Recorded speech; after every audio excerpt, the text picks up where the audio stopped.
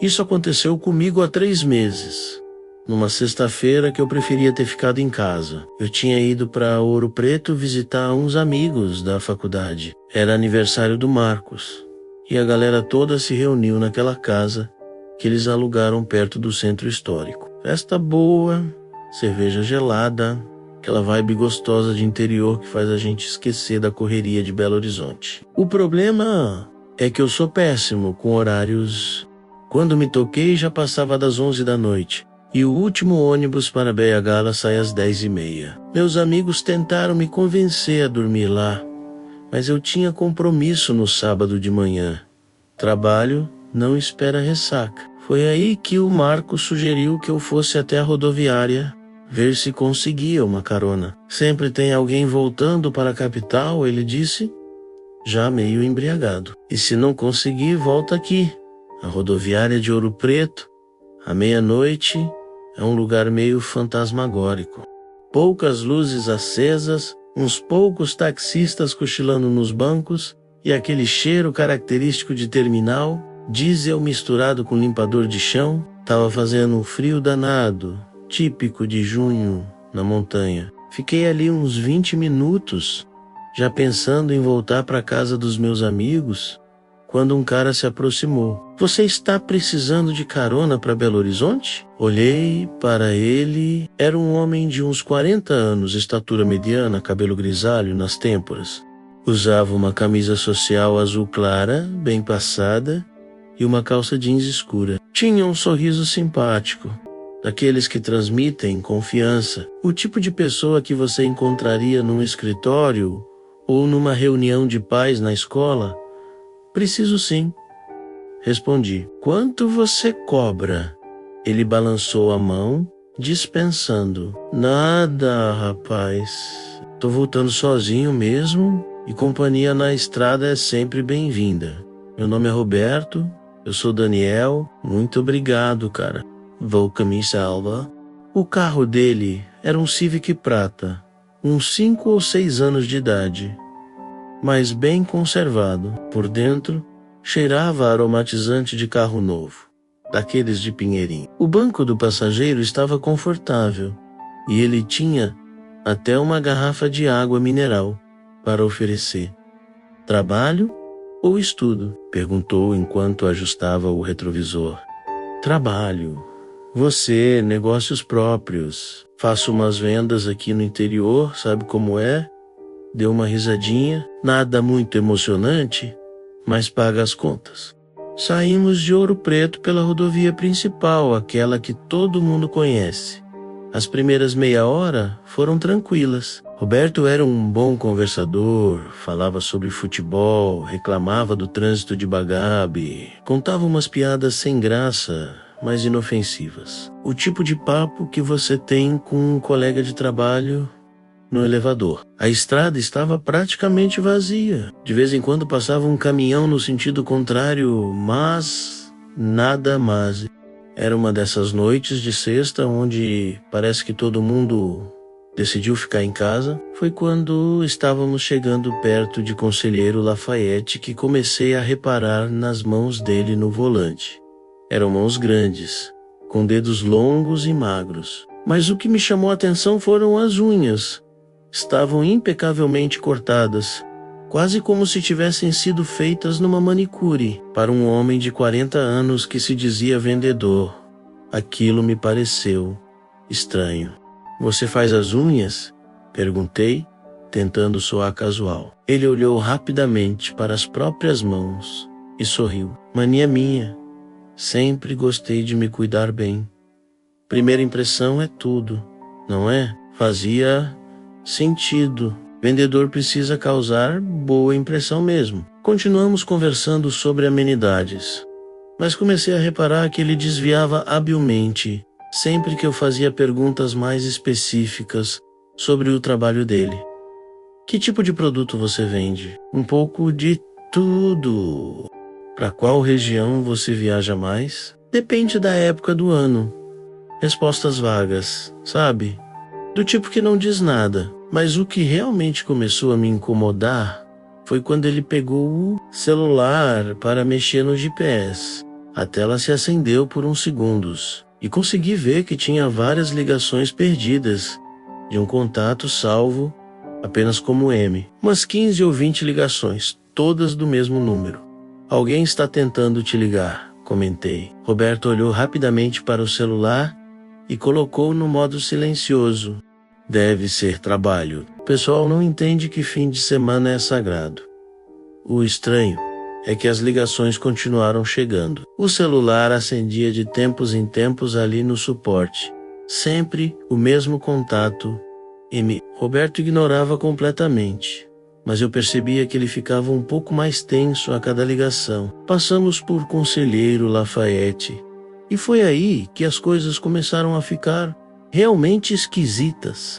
Em vez de pegar Brasil-Ford direto para Belo Horizonte, como qualquer pessoa normal faria, Roberto dobrou numa saída que eu nunca tinha visto antes. Uma placa verde meio desbotada indicava acesso local MG431. Cara, você não pegou a estrada errada? Perguntei, tentando não soar alarmado. Relaxa, ele disse, e pela primeira vez a voz dele soou diferente, mais grave, mais controlada. É um atalho que eu conheço. A gente chega em Balanço Hídrico 40 minutos mais cedo. Peguei meu celular para verificar no GPS, mas a tela mostrava sem sinal. Estranho, porque até ali eu tinha 3 barras de rede. Aqui não pega mesmo, disse Roberto, como se tivesse lido meus pensamentos. É uma região meio isolada, mas não se preocupa. Eu conheço o caminho de olhos fechados. A estrada que entramos era de pista simples, asfaltada, mas sem acostamento. Dos 2 lados é só mato fechado, aquela vegetação densa do Cerrado Mineiro que parece engolir a luz dos faróis. Não havia iluminação pública, placas de sinalização ou qualquer sinal de civilização. E não encontramos um carro sequer nos próximos 15 minutos. O silêncio dentro do carro ficou pesado. Roberto parou de tentar manter conversa e se concentrou na direção, mas eu percebia que ele checava o retrovisor com frequência, como se estivesse esperando alguma coisa. Foi quando vi que ele havia trancado as portas automaticamente. O barulho foi sutil, menos aquele clique eletrônico que você nem sempre percebe. Mas eu percebi, e quando testei discretamente a maçaneta da minha porta, confirmei. Estava trancada. Cara, disse, tentando manter a voz normal, você pode parar um pouquinho, Priscilla? Bem, usar o banheiro. Roberto me olhou pelo canto do olho e sorriu. Mas não era mais aquele sorriso simpático de quando nos conhecemos na rodoviária. Era um sorriso diferente, frio. Segura aí mais um pouco, Daniel. Logo, logo a gente para. E foi nesse momento, olhando para o velocímetro, que percebi algo que fez meu estômago gelar. Estávamos fazendo apenas 40 km por hora numa estrada vazia. Ninguém dirige tão devagar assim, a não ser que estivesse ganhando tempo. Essa realização bateu em mim como um soco no estômago. Por que alguém dirigiria tão devagar numa estrada deserta, no meio da madrugada? A resposta óbvia era a que eu não queria aceitar, porque não queria chegar ao destino muito rápido. Tentei racionalizar. Talvez ele fosse daqueles motoristas cautelosos. Talvez conhecesse algum radar na estrada. Talvez. Mas então Roberto reduziu ainda mais a velocidade. 35 km por hora. Numa estrada reta, sem curvas, sem lombadas. Era como se estivéssemos passeando num parque. Roberto, disse, e percebi que minha voz saiu mais aguda que o normal. Tudo bem? Posso dirigir um pouco se você estiver cansado. Ele me olhou de soslaio, e à luz do painel, pude ver melhor seu rosto. As rugas em volta dos olhos pareciam mais profundas, e havia algo diferente na expressão dele, algo que não estava lá quando saímos de Ouro Preto. Estou bem, Daniel. Só sendo cuidadoso. Esta estrada tem muitas surpresas. Que tipo de surpresas? Ele não respondeu. Em vez disso, ligou o rádio. Estática. Só estática. Girou o dial procurando alguma estação, mas só conseguia aquele ruído branco irritante que parece arranhar o cérebro. Depois de uns 2 minutos, tentando, desligou. Estranho, murmurou. Geralmente pega Itatiaia aqui. Foi aí que reparei numa coisa que deveria ter percebido antes. Não havia outros carros na estrada, nem em mais de meia hora dirigindo, não cruzamos com ninguém. E para uma estrada que supostamente era atalho para Belo Horizonte numa sexta-noite, aquilo era muito estranho. Roberto, você tem certeza que esta é a estrada certa? Porque tenho certeza. A forma como ele disse foi definitiva, seca, como se não quisesse mais conversa sobre o assunto. O celular dele voltou a acender com mais ligações do tal M. Desta vez foram 5 ligações seguidas, uma atrás da outra. Roberto olhou irritado para o aparelho e, num movimento brusco, desligou completamente. Problema no trabalho, insisti. Não é da sua conta. Pronto. A máscara tinha caído de vez. O Roberto simpático da rodoviária havia sumido, e no lugar dele estava um homem tenso, irritado e claramente escondendo alguma coisa. Comecei a estudar o interior do carro com mais atenção, procurando qualquer coisa que pudesse me dar uma pista sobre quem era realmente meu hospedeiro. O carro estava limpo demais. Não havia absolutamente nada de pessoal ali, menos nem um chiclete, nem um recibo de posto, nem uma moeda esquecida. Para alguém que supostamente viajava a trabalho pelo interior, aquilo era suspeito. Meu carro, depois de uma semana, já está cheio de quinquilharias. Mas foi quando abaixei um pouco a cabeça que vi algo que fez meu sangue gelar. No tapete do lado do motorista, bem embaixo do pedal, havia uma mancha escura, pequena, do tamanho de uma moeda, mas distintamente mais escura que o tecido cinza do tapete. E tinha aquela textura que você reconhece instintivamente, mesmo no escuro. Sangue seco. Meu coração disparou. Tentei me convencer de que podia ser qualquer coisa menos refrigerante, café, óleo. Mas no fundo eu sabia. Irasonga. Forcei-me a olhar ao redor com mais cuidado. E foi aí que comecei a notar outros detalhes perturbadores. O banco de trás tinha uma pequena lasca no estofado, como se algo afiado tivesse raspado ali. A maçaneta da porta do passageiro menos a minha porta menos tinha arranhões bem finos, como se alguém tivesse tentado abrir lá com as unhas. E havia um cheiro sutil, quase imperceptível por baixo do aromatizante artificial, mas estava lá. Um cheiro metálico, adocicado. O tipo de cheiro que você sente quando corta o dedo e leva à boca. Roberto, disse. E desta vez não consegui esconder o nervosismo na voz. Preciso mesmo parar. É urgente. Já falei que logo a gente para. Onde? Não vejo nada a quilômetros. Ele sorriu. E foi o tipo de sorriso que nunca vou esquecer. Você vai ver. Continuamos em silêncio pelos próximos 15 minutos. Eu tentava pensar em algum plano, alguma forma de sair daquela situação, mas as opções eram limitadas. Estava trancado num carro em movimento no meio do nada, sem sinal de celular, com um homem que claramente não era quem dizia ser. A vegetação dos 2 lados da estrada ficava cada vez mais densa. Era como se estivéssemos descendo para o fundo de um vale, ou entrando numa região mais selvagem. Os faróis iluminavam apenas uns 20 metros à frente, e além disso, era só escuridão absoluta. Foi quando Roberto começou a cantarolar, baixinho, quase sussurrando, uma melodia que eu não reconhecia, mas que tinha algo de infantil e perturbador ao mesmo tempo, como aquelas cantigas de roda que, quando você presta atenção na letra, percebe que são sobre coisas terríveis. Que música é essa? Perguntei. Ele parou de cantarolar e me olhou. Minha mãe costumava cantar quando eu era pequeno. E o que diz a letra? Não importa. Você não ia entender mesmo.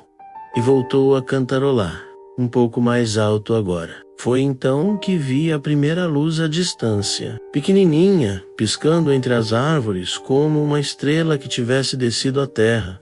Não era luz de casa, menos era amarelada demais, trêmula demais. Parecia luz de lampião ou de fogueira. Ali, disse Roberto, apontando para a luz. É ali que vamos parar.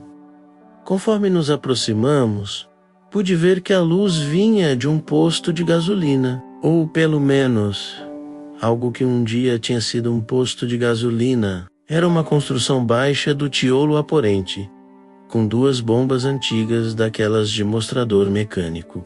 Uma placa desbotada pendurada na frente dizia posto 3 Irmãos, combustível e conveniência. Mas as letras estavam tão apagadas que mal dava para ler. O que mais me chamou a atenção foi que o lugar deveria estar obviamente abandonado há anos. As janelas estavam cobertas por tapumes de madeira. Havia mato crescendo entre as pedras do pátio e uma das bombas estava inclinada para o lado, como se fosse cair a qualquer momento. Mas havia luz saindo de algum lugar lá dentro. Roberto disse, e agora não conseguia mais esconder o pânico na voz.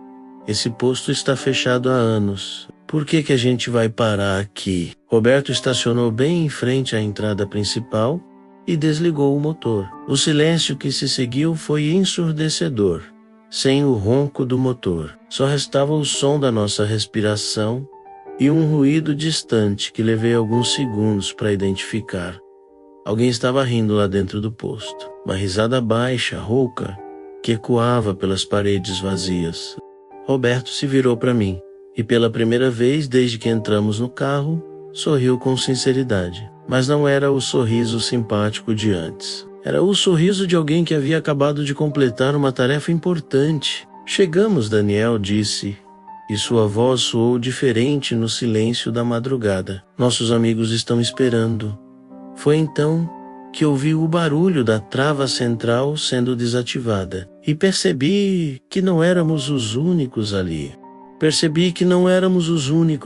Porque havia outro carro estacionado atrás do posto. Não dava para ver direito no escuro, mas era um sedã escuro, talvez preto ou azul marinho, meio escondido atrás da construção principal, como se alguém tivesse tentado ocultá-lo de quem passasse pela estrada. Roberto disse, minha voz saindo como um sussurro rouco. Eu quero ir embora. Agora, ele desligou os faróis, e a escuridão nos engoliu quase completamente. A única luz vinha daquela claridade amarelada que vazava pelas frestas dos tapumes do posto.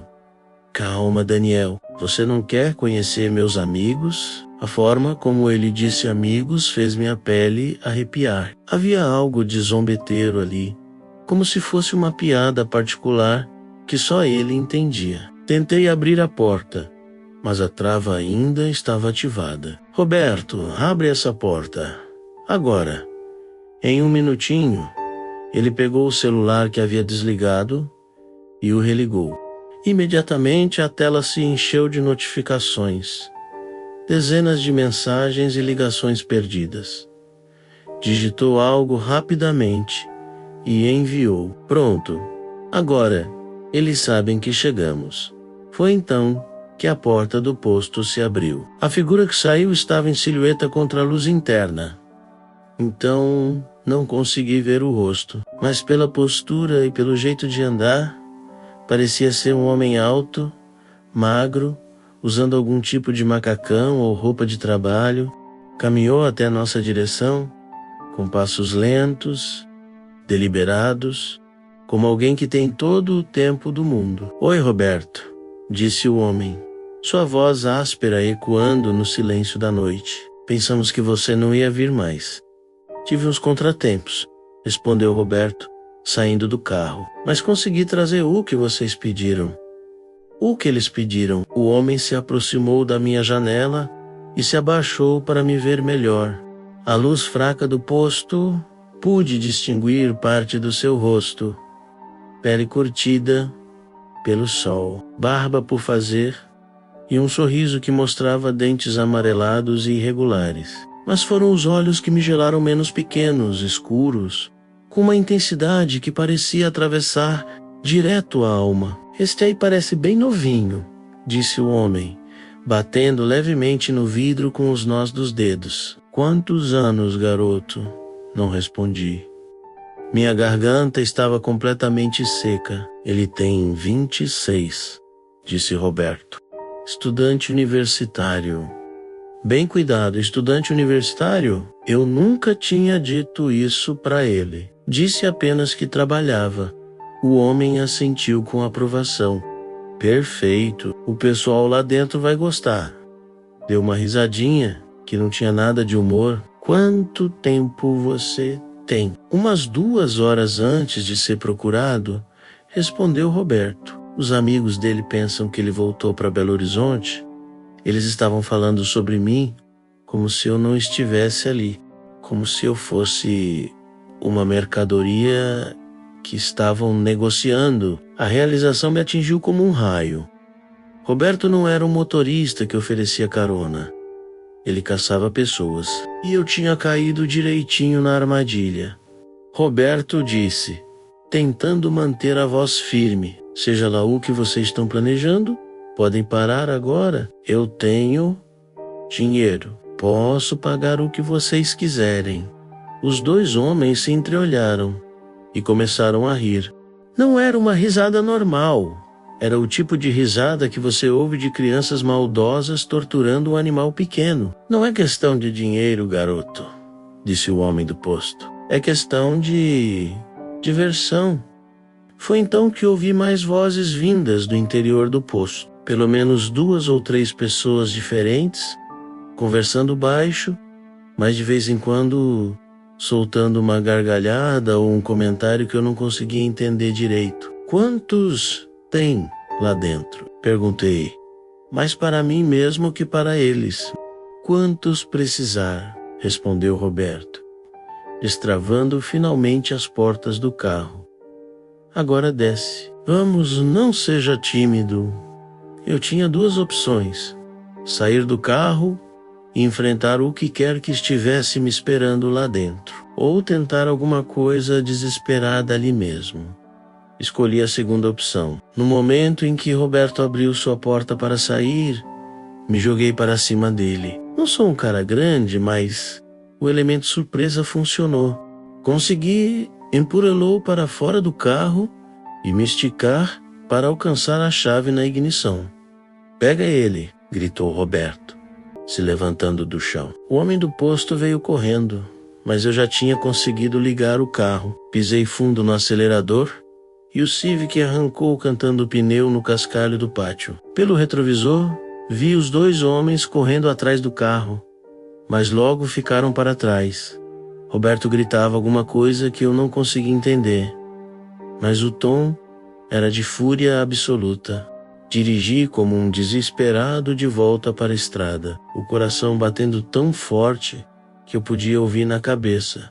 Conseguintina, conseguido escapar. Mas foi aí que percebi 2 problemas. Primeiro, eu não fazia ideia de onde estava, ou como voltar para a civilização. A estrada que Roberto havia pegado era um labirinto de curvas e desvios que eu não havia prestado atenção. Segundo, o tanque de gasolina estava quase vazio. O ponteiro marcava menos de 1/4 e a luz de reserva já estava acesa.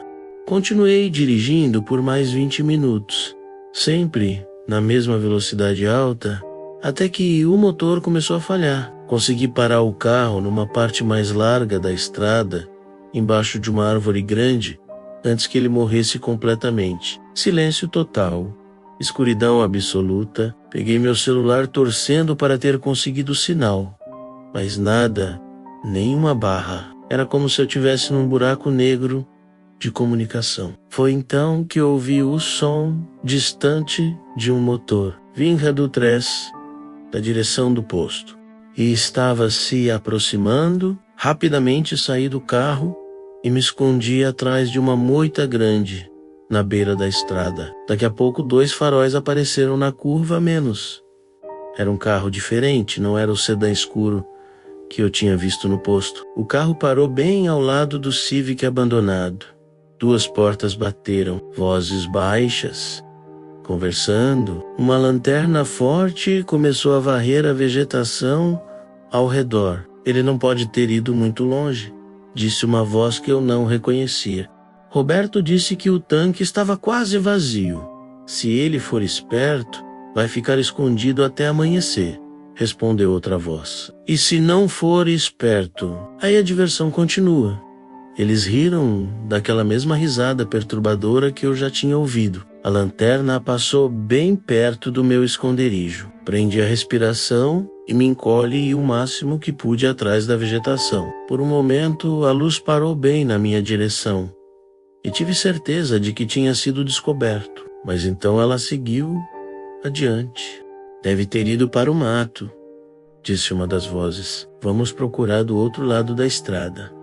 Ouvi os passos se afastando e depois mais 2 portas batendo. O carro ligou e seguiu estrada abaixo, provavelmente procurando outros lugares onde eu poderia ter me escondido. Fiquei ali imóvel por mais uns 10 minutos, até ter certeza de que eles tinham ido embora. Então comecei a andar pela mata fechada, usando a luz fraca do celular para não tropeçar nas raízes, sempre me afastando da estrada.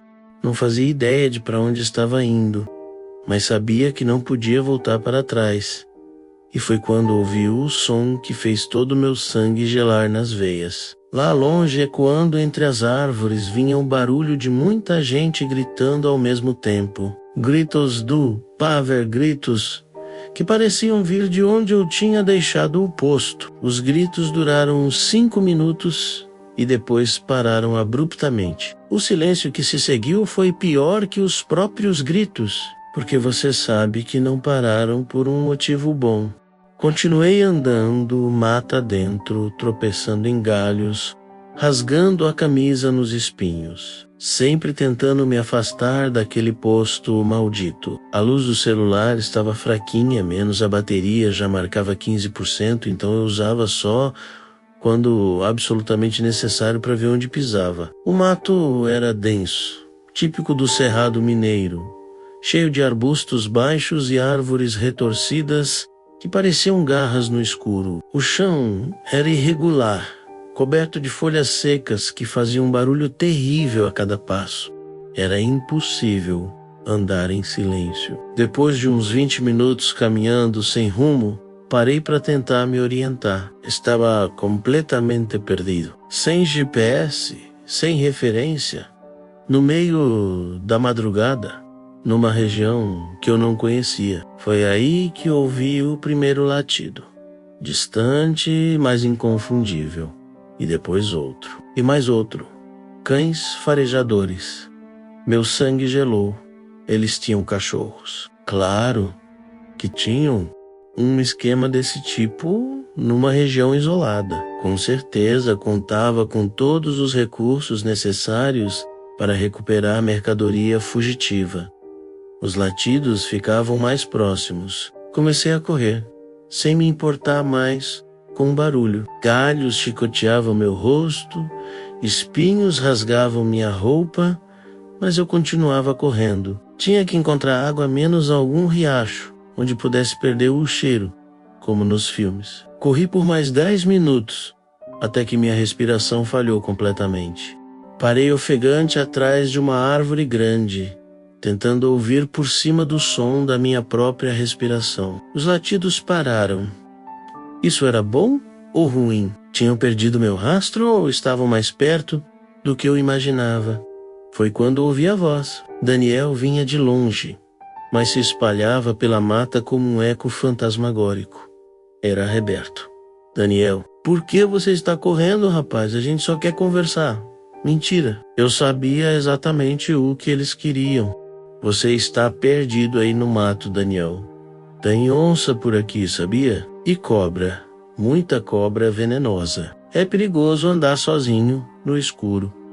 A voz dele soava divertida, como se estivesse brincando de esconde-esconde com uma criança. Continuei me movendo, sempre silenciosamente, sempre me afastando da direção da voz, mas Roberto continuava falando e parecia estar se movendo também. Encontramos umas coisas interessantes no seu celular, Daniel. Fotos da sua família. Sua mãe é uma mulher bonita.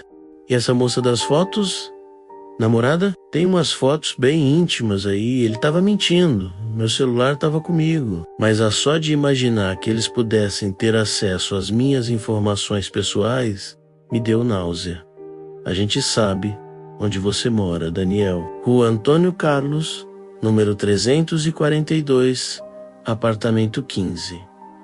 Bloco B, é lá mesmo, meu endereço. Ele sabia meu endereço exato. E se você não voltar agora, talvez a gente tenha que fazer uma visitinha lá. Sua mãe ficou preocupada quando você não chegou em casa essa noite. Isso me fez parar. Como ele sabia que eu não tinha chegado em casa e como sabia sobre minha mãe, a resposta me atingiu como um raio. Ele havia planejado tudo isso muito antes de me abordar na rodoviária. Ele já me conhecia, já sabia quem eu era, onde morava, provavelmente há quanto tempo estava em Ouro Preto. Eu não tinha sido uma vítima aleatória. Tinha sido escolhido. Volta aqui, Daniel. Prometo que vamos conversar civilizadamente. Pode até conhecer nossos outros amigos. Tem alguns que chegaram antes de você.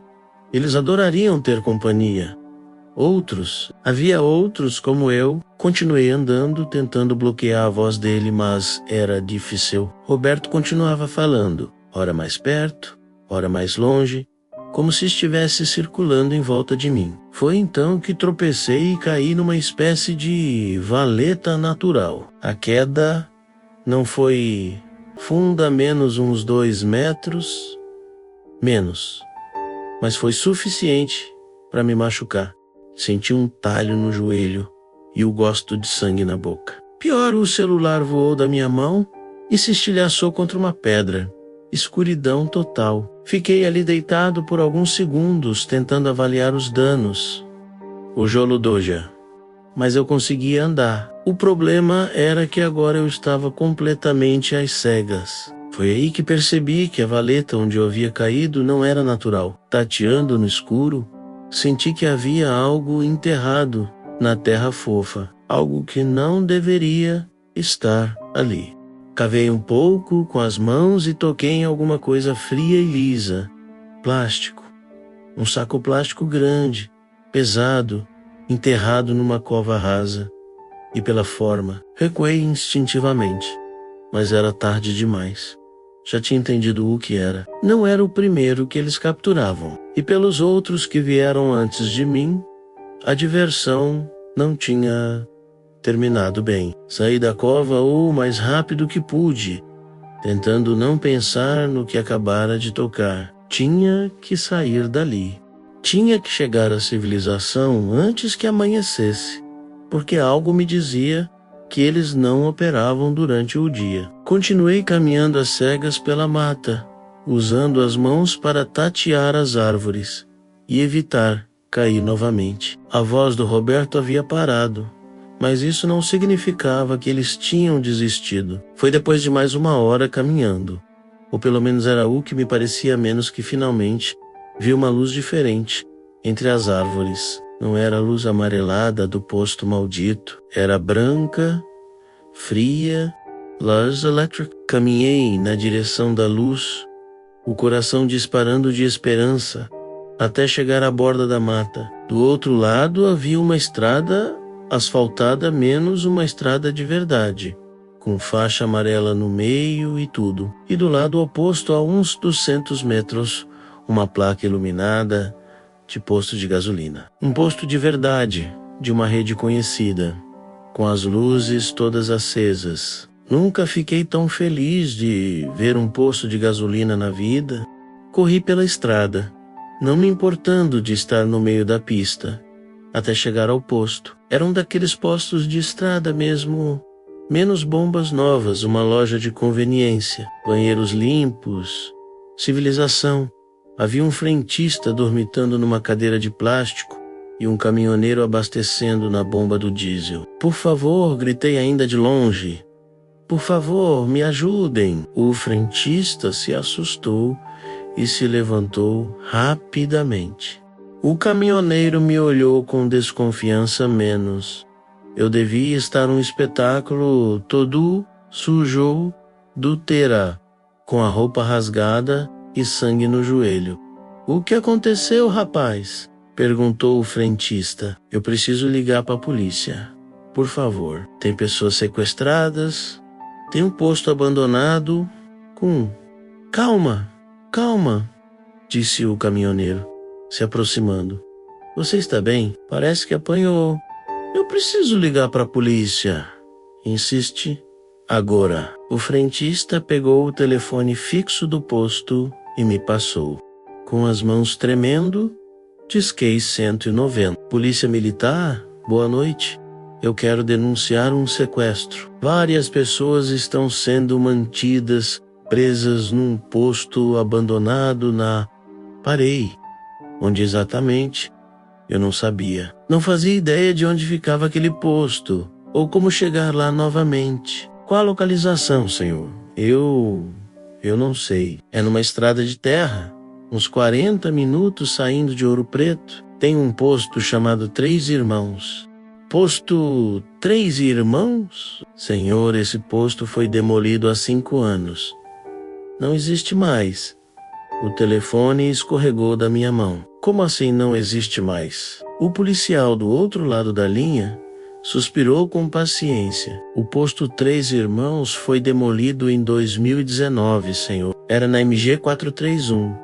Mas aquela estrada foi desativada quando construíram um novo trecho da rodovia. Agora só tem mato lá.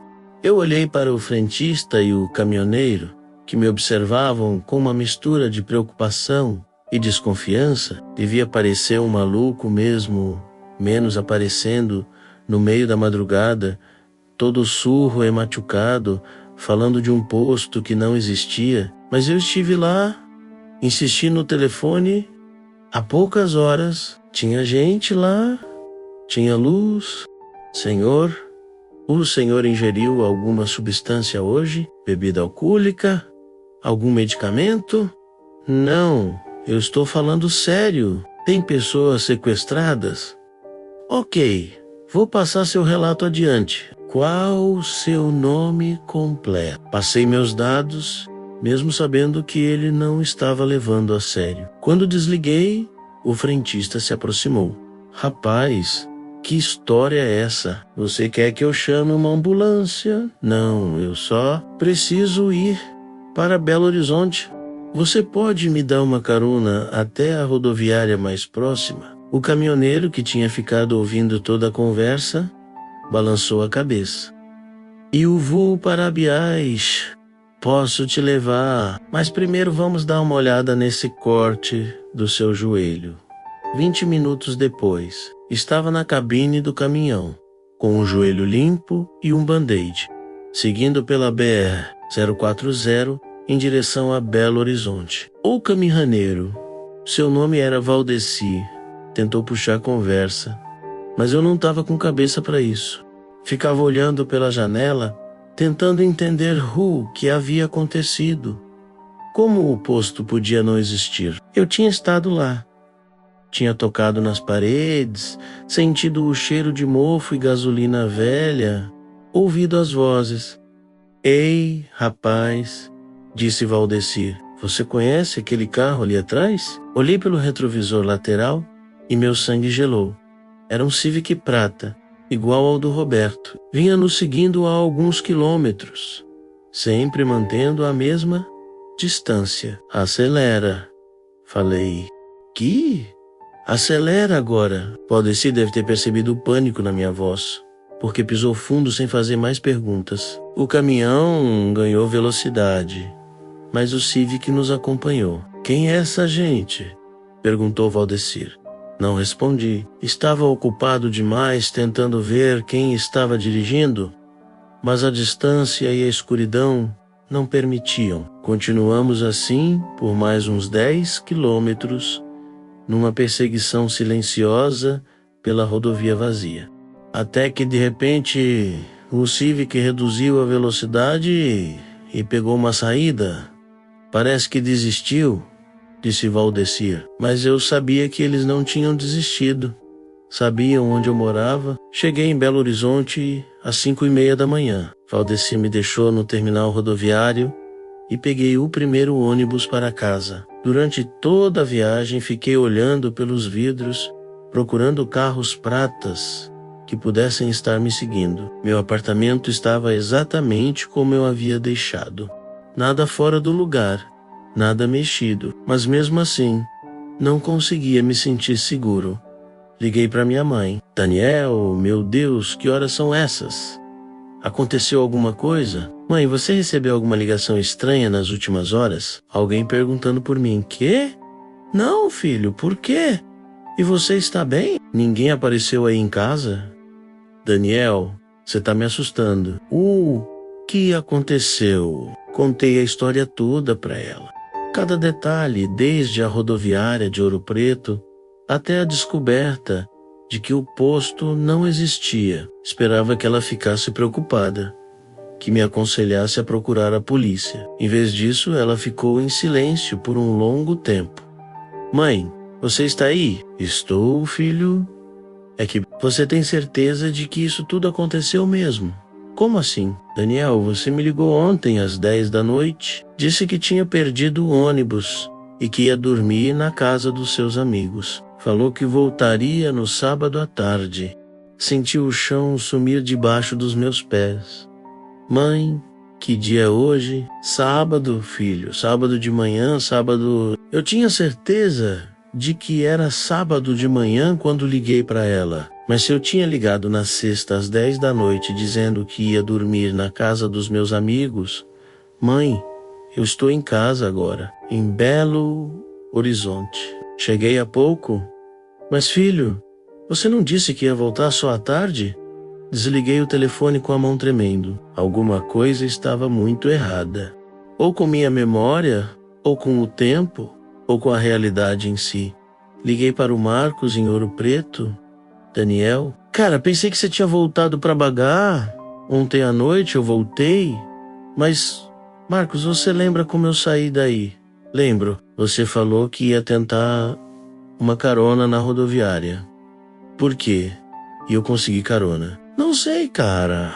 Você saiu daqui umas 11:30, 11:40. A gente ficou na festa até umas 2 da manhã. Por que essas perguntas estranhas? Marcos, que horas são agora? Ué, 9:15 da manhã.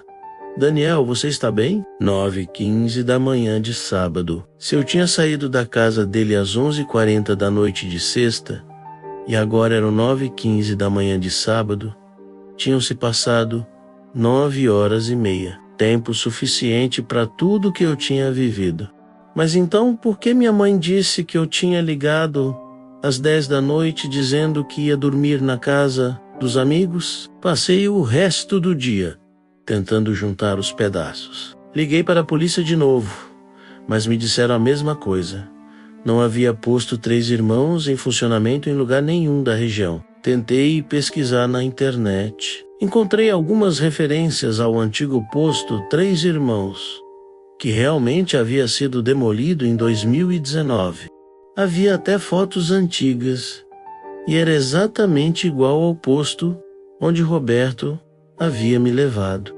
Como isso era possível? 3 semanas se passaram. Voltei à rotina normal, ao trabalho, às aulas da pós-graduação, mas não conseguia esquecer. Toda noite antes de dormir, checava 2 vezes se as portas estavam trancadas. Toda manhã, olhava pela janela para ver se não havia nenhum Civic prata estacionado na rua. Foi numa quinta-feira que recebi a ligação. Alô? Silêncio do outro lado, mas não silêncio total. Dava para ouvir uma respiração. Alô? Quem é? Oi, Daniel. Meu sangue gelou. Era a voz do Roberto. Como você conseguiu meu número? Que pergunta boba, Daniel. Eu já te disse que sabemos tudo sobre você. O que você quer? Só queria saber como você está se adaptando bem à nova vida. Que nova vida? Roberto riu daquela risada que eu nunca ia esquecer. Ah, Daniel, você ainda não entendeu, né? Entendeu o quê? Você acha mesmo que conseguiu escapar? A ligação caiu. Fiquei olhando para o telefone, as mãos tremendo. Tentei ligar de volta, mas o número aparecia como privado. Foi então que ouvi a batida na porta. 3 batidas lentas, deliberadas. Caminhei até a porta e olhei pelo olho mágico. Não havia ninguém no corredor, mas no chão, bem em frente à porta, havia um envelope branco. Abri a porta cautelosamente e peguei o envelope. Dentro havia uma única folha de papel com uma frase digitada: "A diversão está só começando." E embaixo, uma foto. Era uma foto minha, dormindo na minha própria cama, tirada de dentro do meu quarto. Ontem à noite. Olhei para o meu quarto e foi aí que percebi. A janela estava entreaberta. Eu sempre durmo com a janela fechada. Sempre. É por isso que estou gravando isso agora. Porque preciso que alguém saiba o que aconteceu. Caso alguma coisa aconteça comigo. Não sei se realmente escapei daquele posto. Não sei se o posto existia mesmo, ou se tudo foi um pesadelo, ou se estou ficando louco. Mas sei que eles sabem onde eu moro. E sei que, de alguma forma, ainda não terminaram comigo. Às vezes, tarde da noite, eu ouço alguém cantarolando no corredor do prédio. A mesma melodia que o Roberto cantarolava no carro, e sempre que olho pela janela antes de dormir, tem um Civic prata estacionado na esquina, com alguém sentado no banco do motorista, esperando, sempre esperando.